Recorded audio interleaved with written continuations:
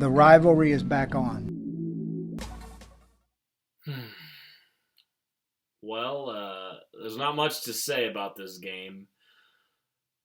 Welcome back to the podcast, I guess. Bring the Juice podcast, and the Colts most certainly did not bring the juice at all. It's just hard to actually process what has happened in this game. The Pittsburgh game was understandable, but the Dolphins really and I get it. We'll get into this more. I could just rant right now. But anyway, if you're not familiar with why we're so upset, the Indianapolis Colts somehow lost the game to the then 1-7 Miami Dolphins, who are trying to lose, by the way. And there's just a lot of things to unpack in this game, and a lot of things. And, we usually try to keep a pretty level head on this podcast. I think Derek and I can say that.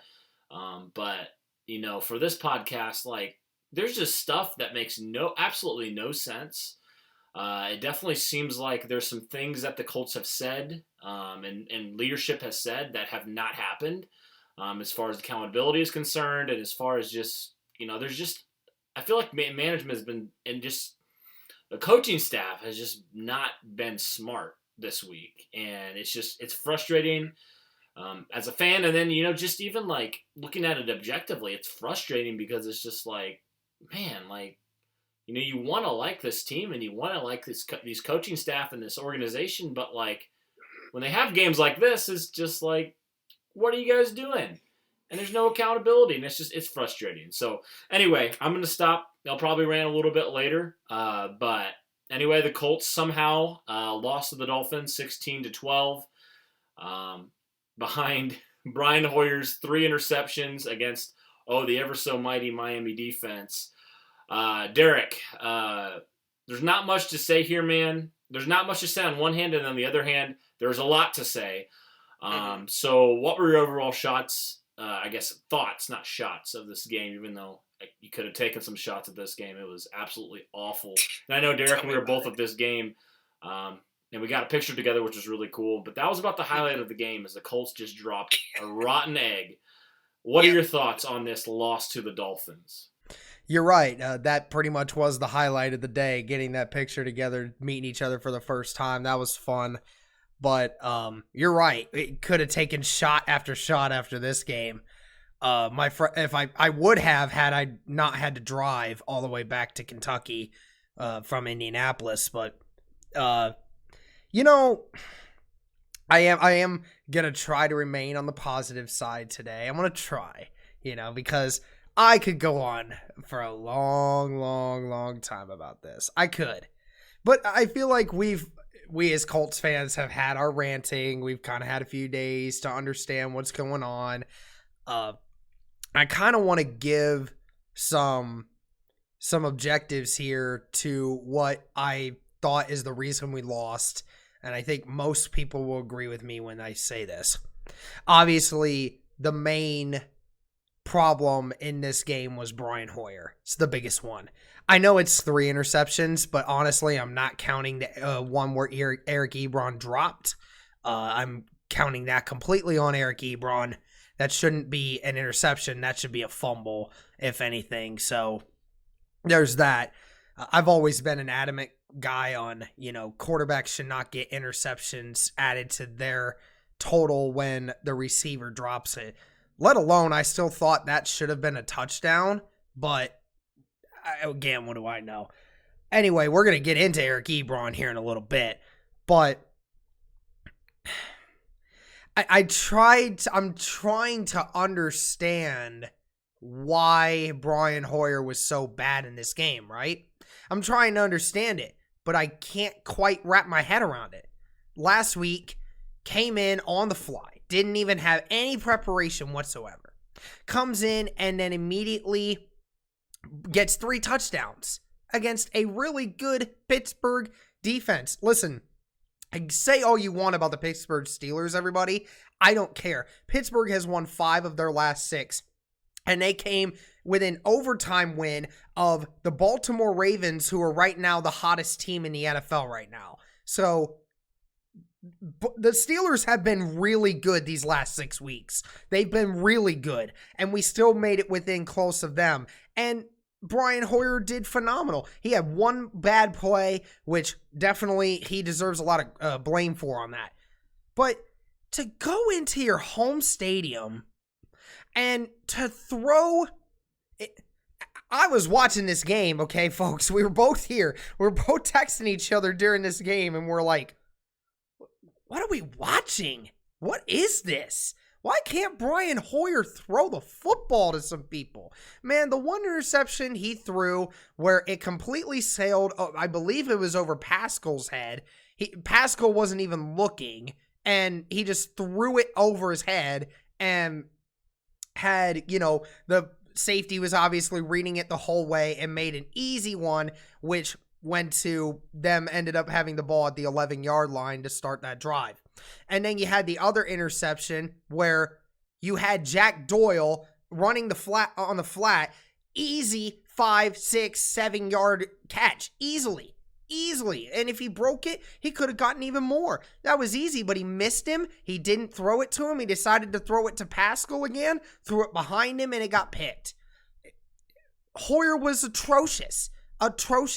I hate to even say it now. From here on out, Colts fans, I'm going to say this right now. I'm going to say it right now, and I will never say this again for the rest of my life when I watch the NFL.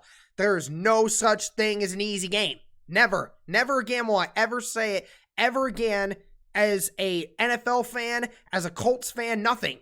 I'll say it for college football because college football is different that way, but the NFL is not the same. It's not. We and I'm sorry, I'm going to try not to rant here. And we saw this Sunday teams that were really, really bad beating teams that were really, really good. We were not the only good team to fall to a bad team this week. We had the Saints lose to the Falcons. You had the Bills lose to the Browns. And you had, I think it was the Jets beating somebody. I can't remember who.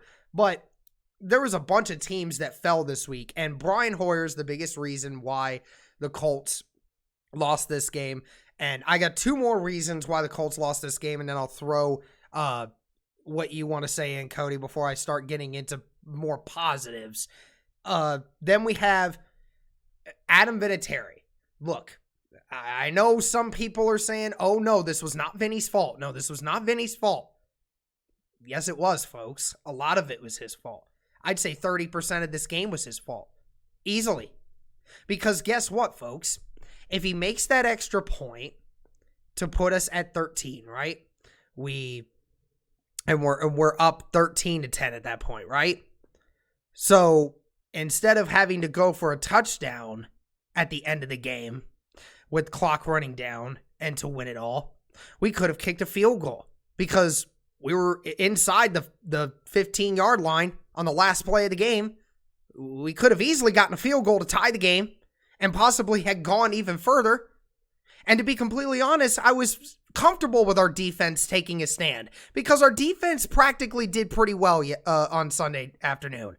And I'll explain that here in a little bit. But Adam Vinatieri, I'm going to say it right now because I know Cody, you can attest to this. Andrew's been talking about it. Sam's been talking about it. Everyone in Colts Nation's been talking about it. I'm going to be the first one on this podcast to say it. Vinatieri, you've got to go. I'm sorry. I hate that I have to say that. I do. But Vinatieri, you have to go. You can't keep costing us games like this. That one extra point that you miss can be the difference between sending us on a field goal to go into overtime versus us having to go for a touchdown and we lose because of it. I'm sick and tired of just having to make excuses for him. I can't do it anymore. He's only completing 60% of his field goals. He's making 60% of his extra points. He's making 60% of them. You can't do that. You have to make at least 80. At least 80. And even then, that's still treading water there. I can't make any more excuses for him anymore. Sorry, man. Can't do it. I appreciate everything you've done for Colts Nation. I think you're a great guy. I think you've been a great leader. I think you've been the GOAT. You've been all of these things. Everyone should cram you with everything that you deserve. I do. But in regards to this season, you need to go. Your job is no longer secure. You need to go. And the last thing that I will mention here is the reason why we lost this game. Quite and simple, it's Eric Ebron.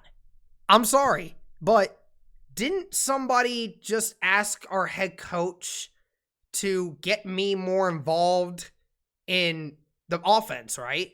I mean, I want more involved in the offense, especially early in games. Well, do you know who had the most targets in Sunday's game? Eric Ebron with 12. Guess who was next on that lineup?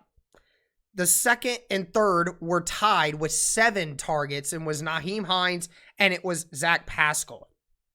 Of course, we know Brian Hoyer was overthrowing every receiver he was throwing to, so Zach Pascal and Nyheim Hines didn't have much of a chance because Brian Hoyer was all over the place. He could not throw the ball accurately to save his life. Anyway, with Ebron, you mentioned how you wanted to be more involved. You wanted to be more involved. You got more involved. And then you drop a touchdown that results in an interception. You had a bunch more drops. On the last play of the game, with the offense on the field, I saw this. He was yelling at the coaches for some odd reason. I don't know why he was yelling, but it was during the timeout when the team was getting ready to, was in the huddle and getting ready to go. He's halfway to the sideline yelling at a coach for some reason. What's up, dude? What's up? Are you starting to turn into what AB was? Again, of course, I'm not saying that Eric Ebron is AB. I'm not saying that, but the simple fact that he was complaining about not getting involved, and now he was getting involved, and then he starts chirping at a coach. For what reason, I don't know. But it certainly didn't seem like he was focused. And certainly enough, the next play, it's a 4th down and 10. You have to get 10 yards. You have to. This is the game. This is it. It's over. What do? Run an 8-yard in route. Yeah, that makes total freaking sense. Again, so my 3 things here. Brian Hoyer being atrocious. Adam Vinatieri missing an extra point that could have put us in a prime position to tie this game and go into overtime late in the game. And then Eric Ebron not showing up yet again, even with the amount of targets he got. So, Cody, did I miss anything? Do you want to add something to this list? I'll say this, because you covered a lot of it, Derek. If I went into my job, and if I've been there for, say, 10, 15 years, right? But if I went into my job and I completely bombed, right? I just completely failed at every single task that I had. But, I was like, I've been there for a long time. I've been doing this for a long time. I've been great at this. I feel like, at some point, okay, there's grace. I get that. There's grace in everything. We're human. We mess up. But at some point, my boss is going to come to me and say, look, we've given you so many chances. We've told you how you can improve. At this point, you're just bringing the team down. And I feel like for some reason, for whatever reason, the Colts aren't recognizing this, and it's absolutely ridiculous. You look at some of these games, and again, you can't put it all on one player. I don't want to do that. I don't believe that. I believe the NFL and football in general is a team sport. If one person doesn't do their job, the whole team can't succeed. But there's other reasons why the Colts have lost games and why they're sitting there at 5-4. But you look at some of these games, Derek, and Adam Vinatieri's even been quoted in saying, when he's going to retire. He said, when I become a detriment to the team. Well, you look at some of these games. You look at that Charger game. Adam Vinatieri left double-digit points on the field by just completely shanking field goals, extra points. And if he doesn't, there's no need to go to overtime. The Colts are winning by double digits. Like, absolutely ridiculous. And then you look at that Pittsburgh game, right? People say, you can blame Brian Hoyer for that pick 6 or what have you. And I agree to a point. That pick 6 was huge. That's 7 points that you're giving up there. But you look at that extra point that Adam Vinatieri missed.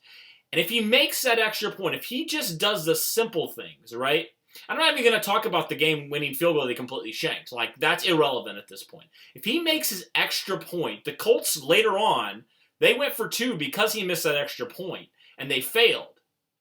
And so you factor that in, that's really, 2 points that Adam Vinatieri cost the Colts there. I don't remember how many points they lost by, but you think if they, if he would have just do the routine things correctly, I'm not talking about hitting those 50-yard game-winning field goals anymore. I'm talking about the routine things that any NFL kicker should be able to make, right? You're a pro. Mm-hmm.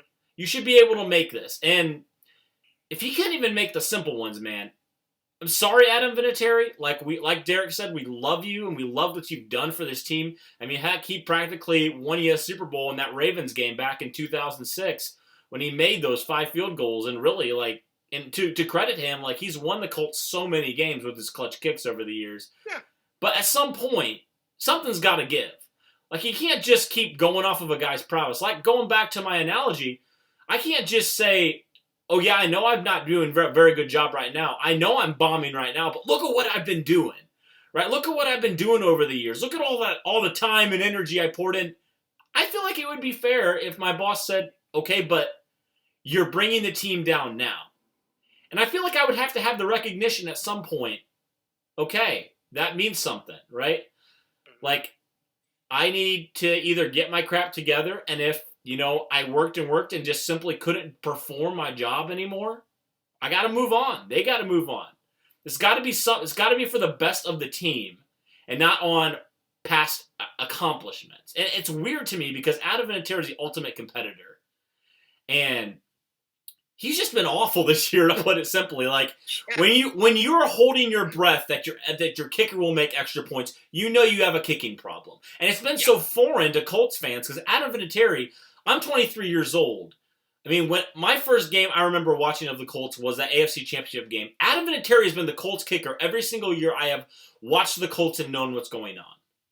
And so it's weird to think and say in your mind, the Colts have a kicking problem. But the facts are the facts, Derek. The Colts have a kicking problem.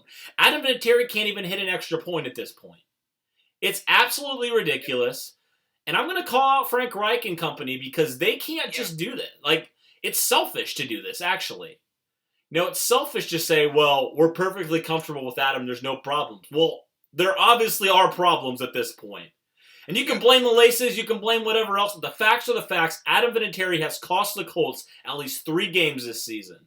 And I know we're not going to place the blame simply on Adam Vinatieri, but if he does his job, the Colts aren't in some of those positions that they are. And that's the truth. I mean, you can't tell me that that's not the truth.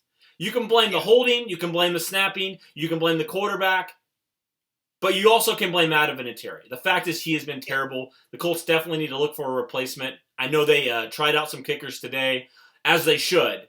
But it just comes to the point, Derek, they have to make the hard decision. Either Vinatieri has to retire and call it quits, hang it up, or the Colts have to cut him because it just can't happen anymore. If you truly are all about accountability, Chris Ballard, Frank Reich, Matt Eberflus, all you guys, something's got to change because you are sending a message to your locker room that, it doesn't matter, if you've done stuff in the past, you're fine. That's just so weird because they've talked so much about accountability, but with Adam Vinatieri, it's not happening.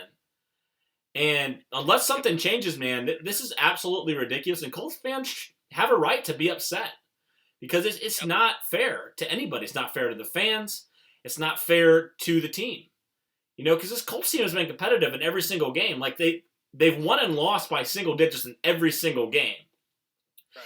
And going back to that first game, to the Chargers game, they should have won by double digits. If Adam Vinatieri would have actually performed like an NFL kicker, they would have won by a lot more. Yep. So that's just kind of my thoughts on it. And then, with Eric Ebron, man, I've always kind of thought this, and I haven't really shared it because, I didn't want to set people off or whatever. But I've always kind of felt like Eric Ebron is if there was a diva on the Colts, I kind of felt like it was Eric Ebron. Because you just look at personality. What's that? Yeah, he's got a big personality. He does, which, is good in some areas, is good when you're winning. but it's bad when you're not winning. And, I think that it's just telling, man, of the kind of, it's just kind of ridiculous. I don't know if you saw the quote after the game, when he, after he had talked to Frank Reich about getting more targets, and you mentioned he had 12 targets, only 5 catches, by the way. He didn't even catch half of his targets. But he basically was like saying, yeah, that's like what I'm talking about, basically. Like, I liked having that many targets, and he didn't talk about, there's really no accountability with Eric Ebron. It seems like, not right now. It seems like he's kind of immature, in my opinion, because, honestly, like, you even look, like, on social media. Like, I look at some of the other guys on the Colts social media, and, they don't respond to stuff like that, right? They don't really check that stuff. And I think that's what you got to kind of do as an athlete, right? Mm-hmm. If you have a bad game, you don't really check social media. You get back to work. You realize, what can I improve on? As in life, like with anything.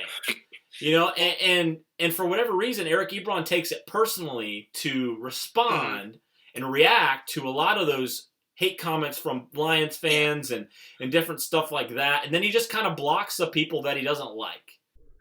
Yeah. And I got one more thing here real quick before I know that people are going to say, oh, I'm an Ebron hater or whatever. I liked how he did what he did with Frank Reich, how he mentioned, I'm not happy about it. I want to be able to be more involved in the offense. Frank Reich, let's get together.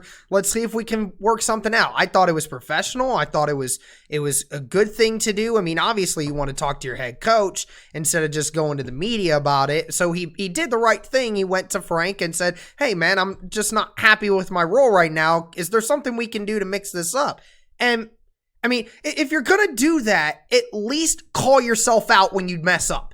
At least call yourself out on it. You did not have a good game, Eric Ebron.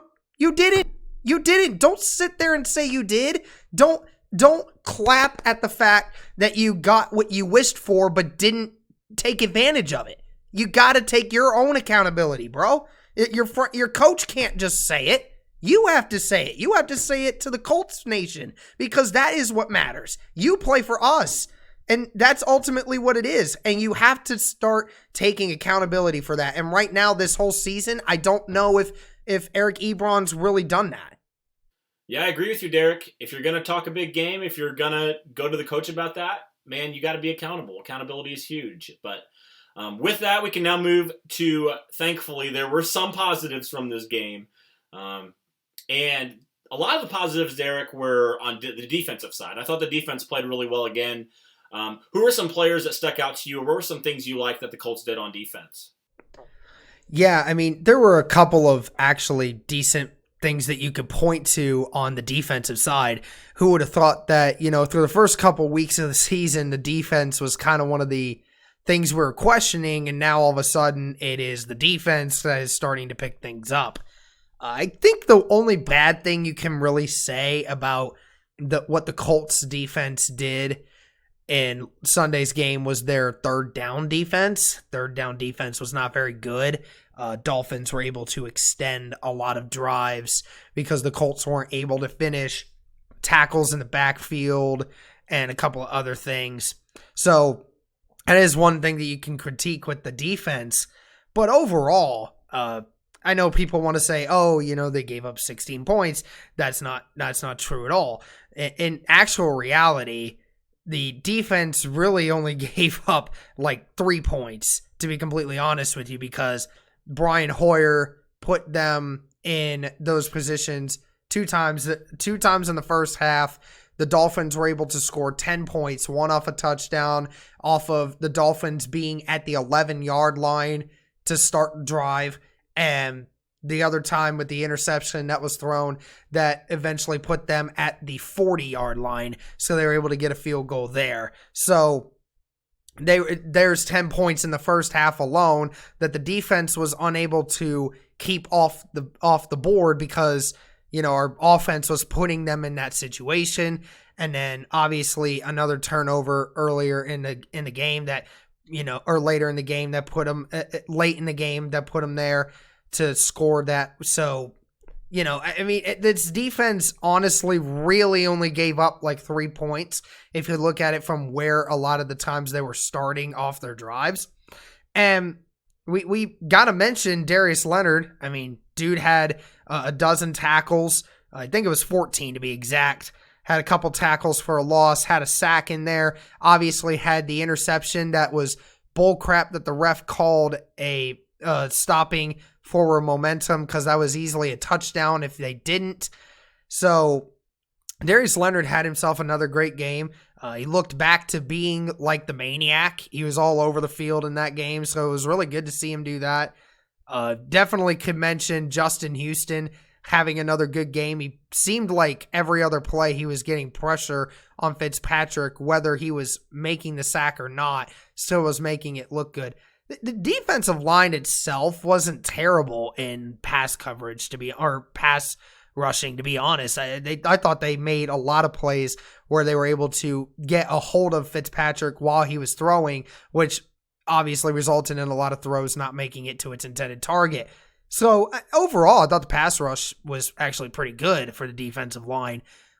Running, really struggled early, and then they started picking it up. Jabal Sheard started playing the way he did, and the rest of the defense started following suit. They couldn't really run the ball post the first quarter. But, ultimately, again, the defense, it just didn't matter what they did because the offense just kept putting them in bad spots. And again, we were missing Pierre Desir, our best corner. Again, that hurts. It sucks that he's missed more games this year than he's actually played. So it always hurts when you lose your best corner. But overall, I thought the defense actually did really well. Darius Leonard had a great game. And the defense as a collective unit, while they did give up a decent amount of yards in the first half, they really didn't give up a lot of points. If you look at it from where they were playing from the drives, I mean, they forced 2 turnovers in that game. I mean, most of the time when you face force 2 turnovers, you end up winning those games. And unfortunately, the Colts just gave it up more.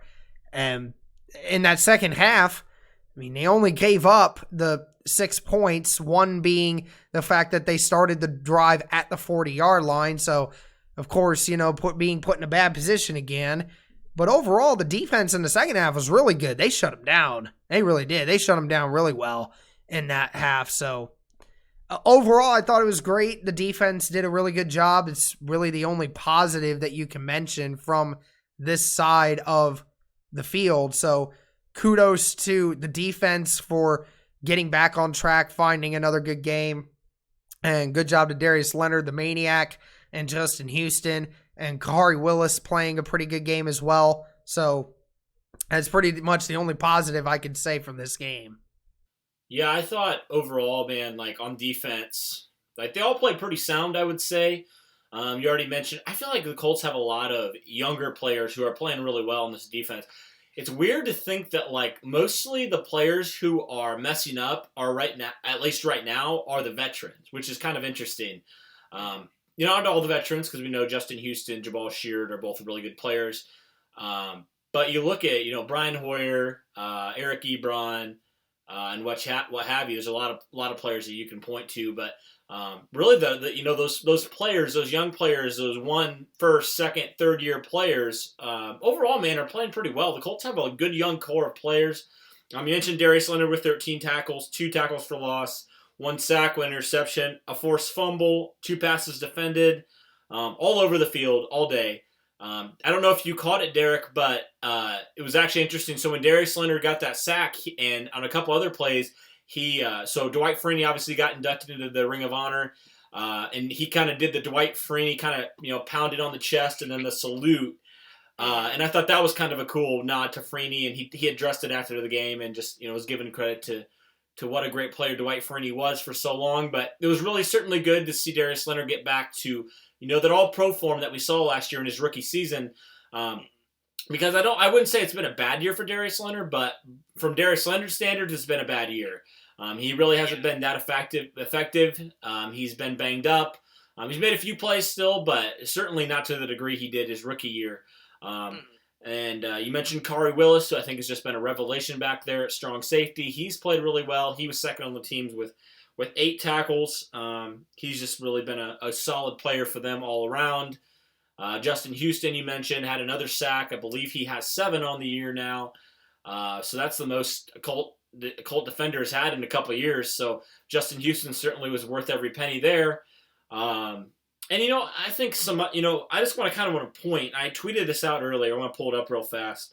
The Colts really have a lot of talented, young, potential. So when I say potential, I don't mean guys that certainly will, be superstars, all pros, Pro Bowlers every single year. But these guys have potential to, really press into being some really good players for the Colts defense moving forward. Some pretty young players, Malik Hooker, Kenny Moore, we've talked about, who had an interception last week. Rocky Ya-Sin, who, despite all his struggles, had played a ton his rookie year. I thought he had a pretty good game this last week. Obviously, it was the Dolphins, so they didn't throw it as much as some of the other teams, but I thought Rocky Ya-Sin had a pretty nice bounce-back game there. Kari Willis, who we mentioned. Marvell Tell, who we haven't talked about Marvell Tell enough. He has been really, really good for the Colts, especially considering when he was drafted later on in the draft. He brings a big physical presence to that corner group, and I think that he's played really well. He's outsnapped Quincy Wilson the past couple weeks, and so he's kind of coming on. He's an exciting player, a project out of USC. Was a former converted safety at USC. He played free safety at USC, and then he was converted to corner this year by the Colts. George Odom, who could be considered a younger player. He's only 26, so he's not. I wouldn't consider him a veteran because he just came to the league a couple years ago. Darius Leonard, Anthony Walker, Bobby Okereke, the three linebackers, young linebackers. Kamoko Ture, who unfortunately got injured, and then Ben Banogu, who has, whenever he's gotten the chance, he's looked pretty good. So the Colts have a lot of young players, and also Grover Stewart, who I didn't mention in my tweet. Somebody pointed it out to me. The Colts have a lot of potentially good, solid, if not really, really good players on defense. And they should. I mean, they've drafted a lot of defense over the last couple of years, and heck, this year outside of Paris Campbell, they drafted all defense in the first 6 rounds, and so the Colts defense, man, has been really, really good, really, really solid. I believe they're a top 10 defense statistically now, which is really good to see. And like I mentioned earlier in the podcast, Derek, it is so weird to me. Ever since I've watched the Colts, they've had this high-powered offense and not good defense. The defense has always been their Achilles heel. So it's weird to me to see the opposite being true. The Colts have a kicking problem. They've never had a kicking problem before. The Colts aren't very good statistically on offense. Their offense has really been a detriment to them. It seems like their defense has been a lot better than their offense this year, which is weird to me to even think about saying, considering, having Peyton Manning and having Andrew Luck for decades. And so it's just a weird thing to think about.